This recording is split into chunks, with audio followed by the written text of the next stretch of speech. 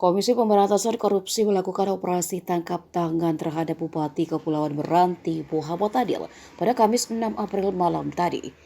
Jika Tribun News masih ingat, Muhammad Adil sempat membuat heboh lantaran menyebut orang-orang di Kementerian Keuangan adalah iblis atau setan.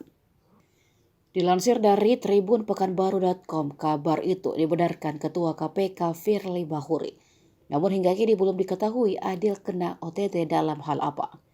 Menurut Firly, OTT terhadap Bupati Kepulauan Meranti ini merupakan OTT pertama di tahun 2023. Tak hanya Bupati, KPK juga dikabarkan turut mengamankan sejumlah orang lainnya.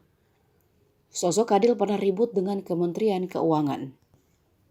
Ia bahkan secara terang-terangan mengatakan di depan Dirjen Kementerian Keuangan diisi iblis dan setan.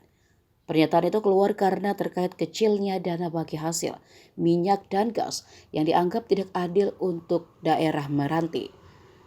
Sempat diprotes terkait hal itu, Bupati Meranti bersikukuh tidak mau minta maaf. Akibat ulahnya, Kemendagri kembali memanggil M. Adil kala itu.